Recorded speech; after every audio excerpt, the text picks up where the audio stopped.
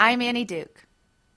Selecting a starting hand is one of the simplest and most important decisions you can make at the table. Choose a poor hand in a bad position, and you can quickly find yourself sitting on the rail, watching the action rather than sitting at the table and competing. So the question is, how do you choose which hands to play?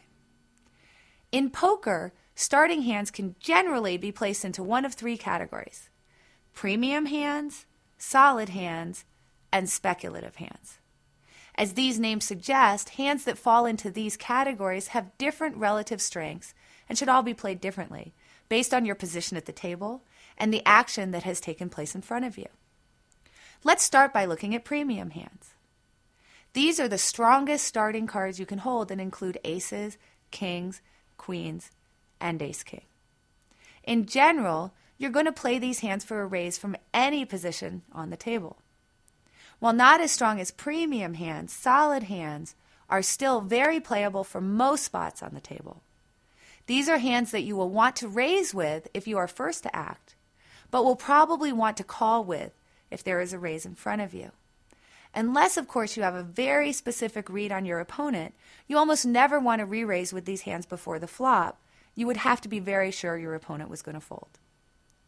The range of solid hands includes pairs like jacks, tens, nines, eights, and sevens, along with a hand like ace-queen or ace-jack suited.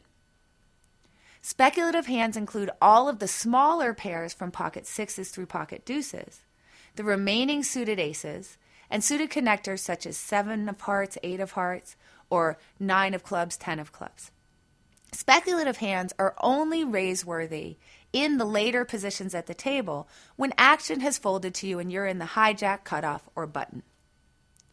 Be particularly careful with these hands when you're in early position, because even if you do make your hand, it is still very vulnerable.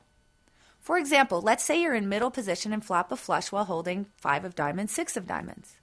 How confident would you feel about your hand if your opponent makes a large bet when a 4th diamond hits the board on either the turn or the river? Chances are not very. In fact, don't feel like you should play your cards just because they're suited, especially when you're in early position. While a hand like ace of spades, 10 of spades may look pretty, the fact is being suited only increases your chances of winning by about 2% to 3%. Finally, remember that your cards aren't the only thing to consider before you enter a pot. Take note of where you are in terms of position and what action, if any, has already occurred in front of you. Also, think about your opponents. Are they aggressive? Are they likely to re-raise your hand or just call? Can you take the pot if you raise now, or are you likely to see a flop? Remember, even the strongest starting hands can be beaten after the flop, so think carefully about which cards you want to play, especially when you're out of position or facing a pre-flop raise.